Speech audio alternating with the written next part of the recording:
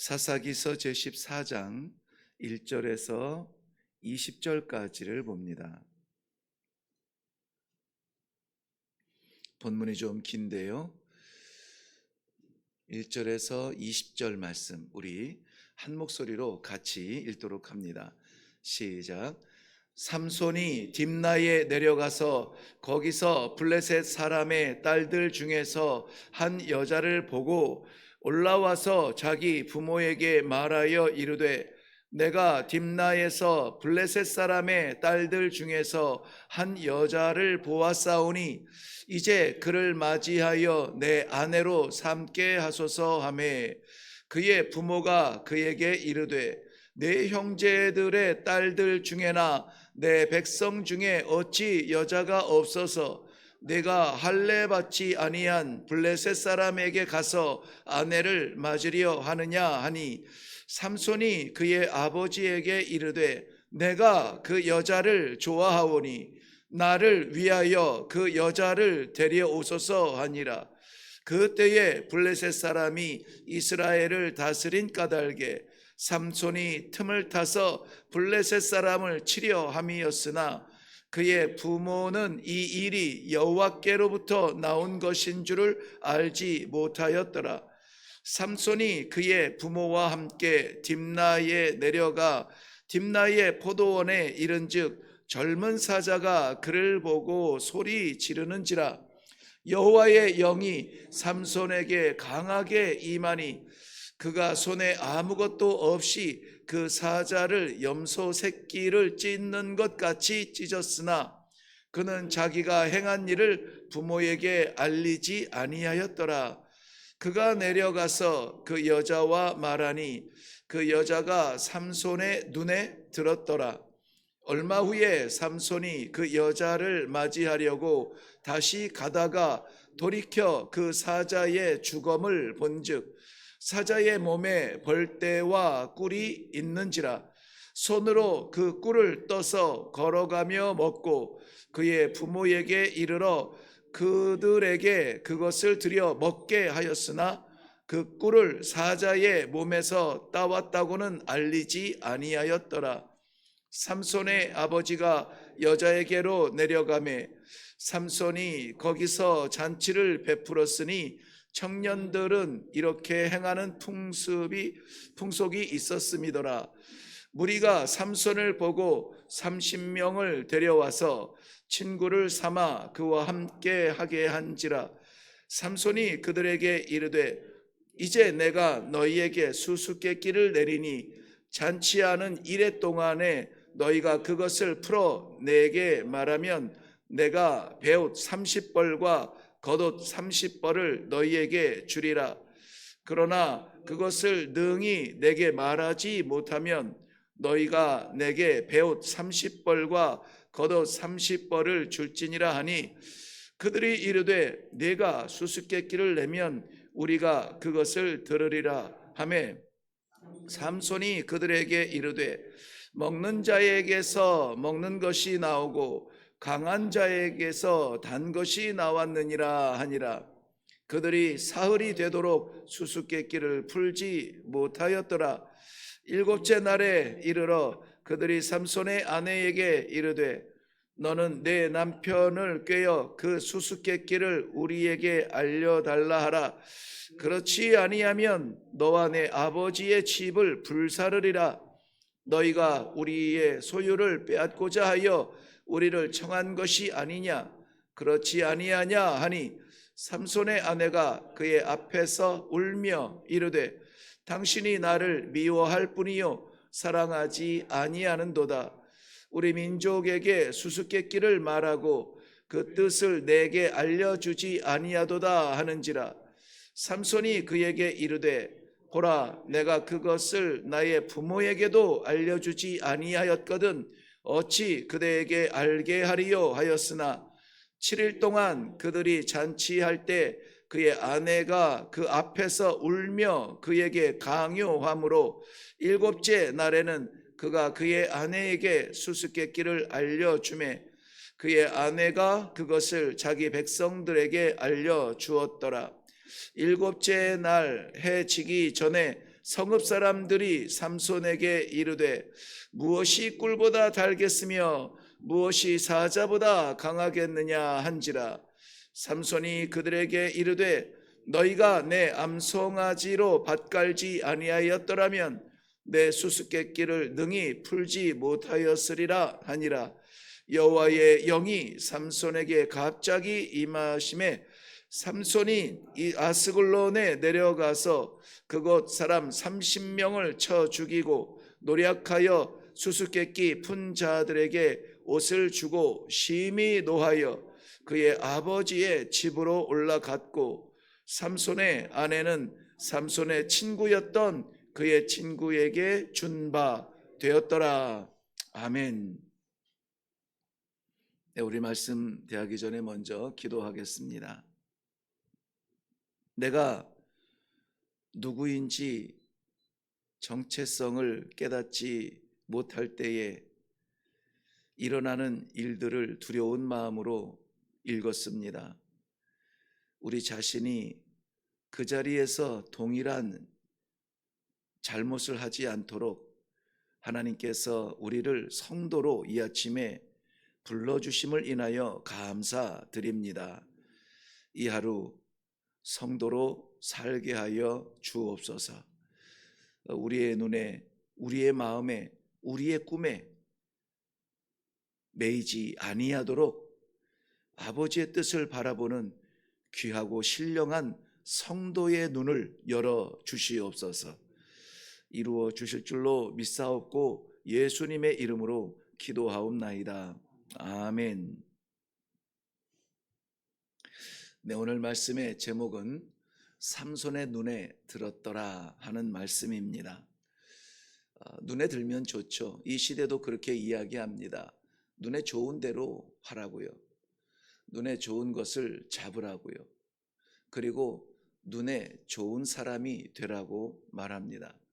그래서 심지어는 사람들의 눈에 좋게 보이기 위해서 우리는 외모, 지상주의 이러한 말도 생겨나게 되고, 우리 몸을 아름답게 또 멋있게 치장하기 위하여서 상상할 수 없는 그러한 일들을 우리는 하고 있습니다.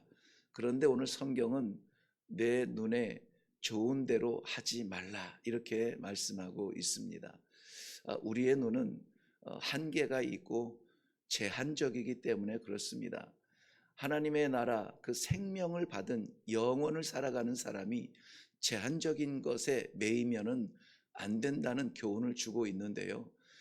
우리의 눈이 아무리 여기에 눈에 좋다는 것은 보기에 좋다는 것이 아니라 보기에 좋은 것이 마음에 든다는 것이고요. 마음에 든다는 것이 내 생각을 장악한다는 것이죠. 그래서 이 눈에 좋은 대로 행하였던 이 첫사람 아담과 하와의 그 죄로 인하여 지구촌에 들어온 이 끔찍한 누구도 해결할 수 없는 죽음은 아무도 해결하지 못하지 않았습니까? 우리가 할 수 있는 것 같지만 할 수 없는 연약함이 우리들에게는 분명히 있습니다. 성도는 그것을 알아야 돼요. 그래서 나의 연약함이 무엇인지 알고 하나님 앞에 내려놓을 때 하나님께서 채워주시는 능력으로 사는 것, 이것이 하나님의 백성의 능력, 성도의 힘입니다. 그러므로 눈 감으면 아무것도 보지 못하는 우리의 눈에 의지하지 아니하고 언제나 우리를 바라보시는 아버지의 눈에 좋은 대로 살 수 있는 귀한 성도의 삶이 되기를 바랍니다. 오늘 나실인 삼손은 자기의 눈에 좋은 여인을 택하는데요, 그 좋은 여인을 택하면서 하나님의 사람 나실인의 정체성으로부터는 멀어지는 안타까운 삶을 우리가 오늘 보게 됩니다. 오늘뿐만이 아닙니다. 계속해서 이 삼손에게는 세 번의 위기가 찾아오는데요, 세 번의 위기를 다 넘어집니다.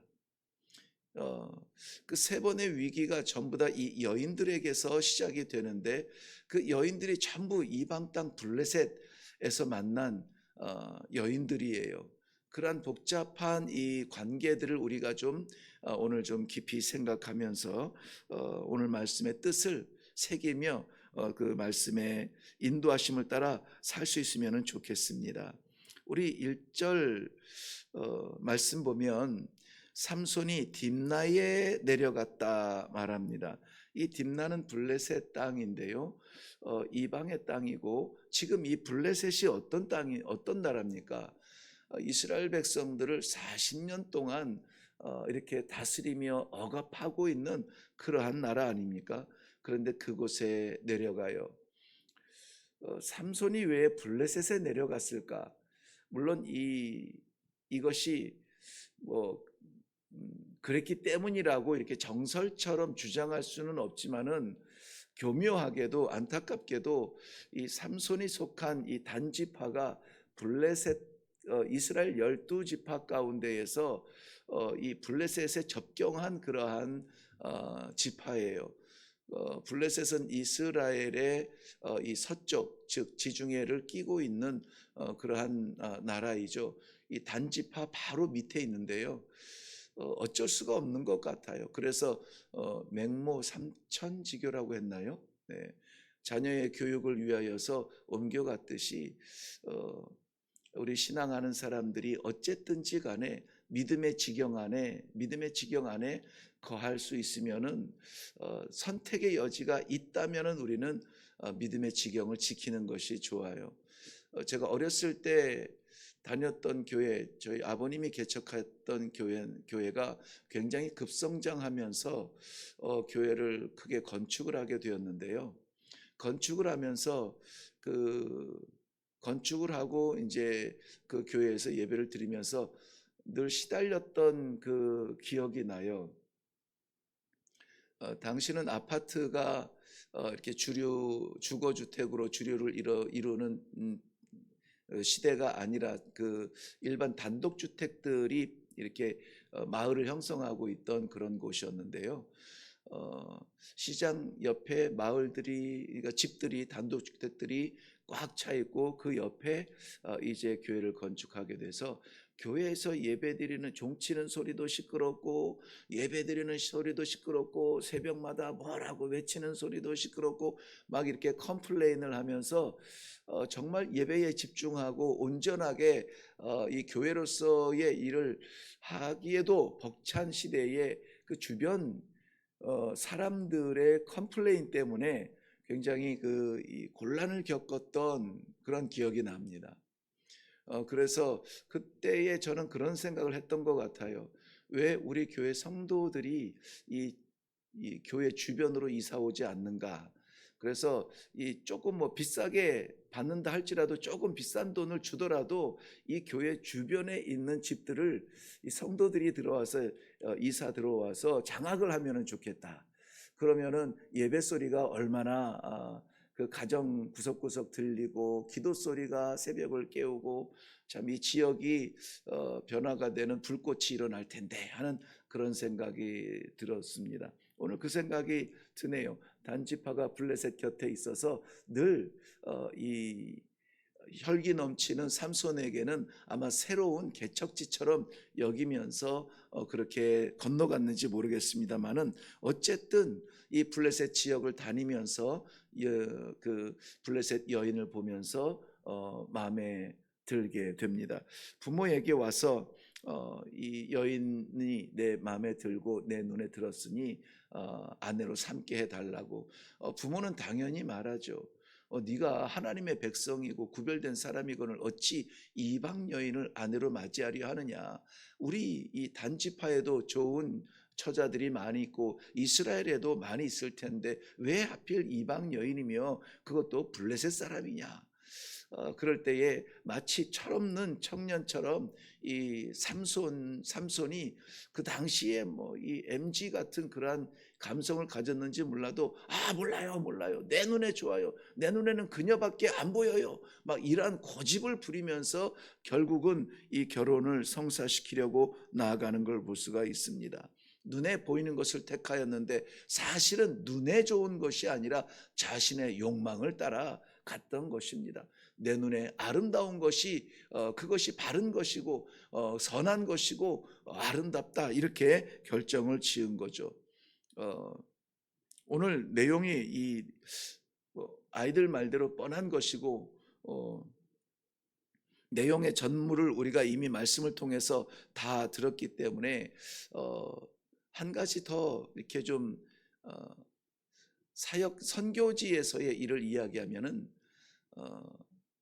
이 삼손이 지금 고집 부리고 내가 좋단 말이에요. 나 좋은 대로 할 거예요 라고 하는 이 자기의 욕심과 욕망을 따라갔던 것이 결국은 하나님께서 이 블레셋 지파를 대립하게 만드는 그러한 일로 사용하신다라고 오늘 잠깐 비추기는 했습니다. 아프리카의 기독교가 자리 잡기 시작한 것은 아이러니하게도 이 아프리카에는 기독교가 존재하지 않았죠. 그들의 조상신이나 우상이나 이런 것들 그리고 접하기 좋았던 북아프리카로부터 내려오는 무슬림들을 접할 수 있었던 그러한 환경이었는데요. 기독교 즉 아프리카에 세워진 십자가는 아이러니하게도 유럽 사람들에 의해서 세워집니다. 왜 아이러니라고 말하냐면 유럽 사람들이 아프리카 땅을 밟을 때에 선교적 마음으로 복음을 전하자고 이 아프리카 땅을 밟은 것은 아니에요. 특별히 포르투갈이나 이 영국이나 네덜란드나 이런 나라들이 인도라든지 이러한 그 당시에는 영국이나 포르투갈이나 네덜란드로서는 이 아시아 지역을 그리고 저 남미나 북미 지역을 개척하고 그러니까 배가 닿는 길이 저들의 국력이 되었던 그러한 때였습니다. 그런데 인도까지 유럽에서 인도까지 가려면은 먼 길을 돌아가야 되는데요. 그 중간에 들러서 재정비하고 가려면은 이 아프리카 땅을 밟아야 되는데 아프리카 땅을 밟고 보니 그 안에는 아프리카 땅에는 뭐 날씨도 그렇고 환경도 그렇고 여러 가지 머물고 싶지는 않지만은 자원들이 많은 거예요. 뭐 금이라든지 상아라든지 특별히 힘을 쓸 줄 아는 이러한 그 인력들, 그 노예들 그래서 그 자원들을 가져가고 또 노예들을 데려가고 하기 위해서 잠시 정착하는 땅으로 아프리카의 그 해변이 이렇게 유럽 사람들에게 장악이 되기 시작합니다. 그런데 이렇게 이 미지의 세계의 자원들, 인력들 이런 것들을 채취해 가기 위하여서 정착한 그 땅에 자기들은 예배를 드려야 되니까 거기에 해변에 교회를 짓게 됩니다. 이 교회는 선교적 목적이 아니라 순전히 자기들의 예배의 자리죠. 그래서 저희가 있었던 가나에도 해변에 보면은 그 엘미나 캐슬이라고 엘미나 성이라는 그러한 성이 남아 있는데요. 그 성은 노예성이라 이렇게 부릅니다. 아프리카 내륙에서 노예들을 잡아와서 한꺼번에 잡아올 수 없으니까 잡아와서 이제 배가 올 때까지 기다렸다가 배에 실을 만큼 뭐 500명, 1000명, 2000명 이렇게 실을 만큼의 노예들이 채워지기까지 노예들을 가두었던 감옥이에요.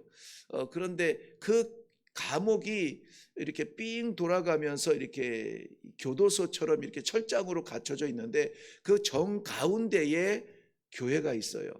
그 성 삥 돌아가면서 방들이 다 감옥인데 그 마당 한 가운데에 교회가 있어요. 그러면은 이 사람들이 주일이 되면은 의기양양하게 그 교회에 들어가서 예배를 드리죠. 이렇게 이렇게 군인들이 평소에 입던 옷이 아니라 주일에는 깨끗한 옷을 입고 막 주렁주렁 장식을 하고 이 군인들의 그 부인들도 막 화려한 옷을 입고 그리고 교회로 들어가죠. 그러면서 의시되는 거예요. 우리가 이 예배를 드리고 우리가 섬기는 이 하나님이 우리에게 힘을 주신다. 너희들이 이 영광을 보아야 된다 하는 뭐 그런 의미겠죠. 그러면서 이 노예들은 끌려나가 그 철장에 갇혀서 그 모습을 보는 거예요. 외국 사람들이 우리를 정복하고 다스렸던 그 사람들이 그 힘이 어디에서 오는가? 바로 저기서 제사 드리고 예배 드리는 저 신에게서 그 힘이 온단다. 이런 이제 그 소문이 나게 되는 것이죠. 그런데 여러분, 어, 그 십자가가 아프리카 사람들에게는 부러운 십자가였어요. 부러운 예배당이었고요. 왜냐하면은 자기들은 아무리 춤을 추며 이 우상에게 제물을 바치고 막 이렇게 해도 끌려왔는데, 저 사람들은 어디에서 나타났는지 그 화력을 가지고 총이나 뭐 이런 화약을 가지고 전쟁을 하면은 이기게 되고, 그 힘을 어디서 왔는가? 아, 저기에서 왔구나 하면서 교회를 부러워하게 됩니다. 그래서 저들에게 자유가 주어졌을 때에 저들은 가장 먼저 찾는 자리가 교회였고, 그 교회에서 부의 능력, 힘의 능력, 이러한 힘이 온다고 생각을 하였어요. 그러니까 유럽 사람들이 지나간 뒤에도 교회는 허물어지지 않았습니다. 하나님께서 이 아프리카 땅에 이 교회를 십자가를 심은 것은 거룩한 선교적 뜻이 아니라 유럽 사람들의 욕심을 사용하였던 것입니다. 많은 사람들이 이 선교를 한다고 하면, 아이고 나는 선교할 사람이 아니, 나는 부족합니다, 나는 못합니다. 그래서 약점이 많은 자신을 보지만은, 하나님께서 오늘도 동일한 말씀을 하십니다마는, 여호와의 영이 임하시면은, 여호와의 영이 임하시면 우리의 약점을 들어서 하나님의 나라를 세우는 일에 사용할 수 있다는 것을 오늘 말씀을 통하여서도 보게 됩니다. 다시 본문 말씀으로 돌아와서 이 여인의 그 본가에서 이 청혼을 하기 위하여 이 삼손이 그 여인의 고향에 내려가게 되는데요. 가다가 포도밭 곁에서 어린 사자가 이 삼손에게 으르렁거릴 때에 저가 어린 새끼 염소를 찢듯이 사자를 찢어 죽이고 처가댁에 가서 이 청혼을 하게 됩니다. 그리고 돌아오는 길에 보니까는 죽었던 사자의 몸에서 벌떼가 나오는데, 보니 그 사자의 몸 안에 벌이 집을 짓고 있다는 것입니다. 삼손은 그 안에서 이 꿀을 채취하여서 먹어보니 너무나 달고 맛있죠. 그래서 그것을 부모에게도 가져다가 주면서 어디에서 났는지 그것을 말하지 않습니다. 왜냐하면 이 나시리는 주검, 이 시체를 만지면 안 돼요. 그런데 지금 이 시체, 사자의 주검에서 꿀을, 그 단 것이 있다고 해서 그 시체를 헤집고 그 꿀을 채취하여서 자기도 먹고 그 부모에게도 나누어 주는 것을 보게 됩니다. 그러므로 이 자기의 정체성을 잃어버린다는 것은 자기 한 사람의 이러한 죄에서 멈추지 아니하고, 그것을 영향력을 끼쳐서 나도 이러는데 하고 바라보는, 믿지 아니하는, 생각지 못한 사람들에게도 영향을 끼쳐요. 하나님께서는 바울 사도를 통해서 철저하게 이러한 부분에 있어서 우리의 성도됨을 가르쳐주고 있습니다. 모든 것이 가하나 모든 것이 유익한 것은 아니다. 멋있어 보이고 맛있어 보이지만 그 모든 것을 우리가 다 차지하고 다 맛볼 수는 없는 것이다. 우리가 사람들의 유익이 되고, 이 유익은 하나님의 거룩함을 나타내기 위해서 쓰임받는 성도라고 하는 것을 자각해야 되고, 이 정체성을 잃어버리면 안 되고, 그것을 떠나면은 우리 눈에 좋은 것을 택하게 되고 차지하게 되고, 그것을 누리면서 자랑스럽게 생각을 하는 것이죠. 이 넘나드는 위기 속에서 오늘도 우리가 성도의 사명, 성도의 자리를 지키고 우리를 성도 되게 하신 하나님을 기쁘시게 하기 위해서 어떻게 해야 되느냐? 우리는 우리의 성도된 이 정체성을 꼭 붙들고 살아가야 될 줄로 믿습니다. 뒤에 그 본가에 가서 이 결혼의 예식을 7일 동안을 치르면서, 처가댁에서 치르면서 이 블레셋 사람들과의 수수께끼 문제를 우리는 잘 알고 있는데요. 그 수수께끼를 통하여서도 우리 내용을 이미 더 잘 알기 때문에 더 많은 것을 다루지는 않겠습니다.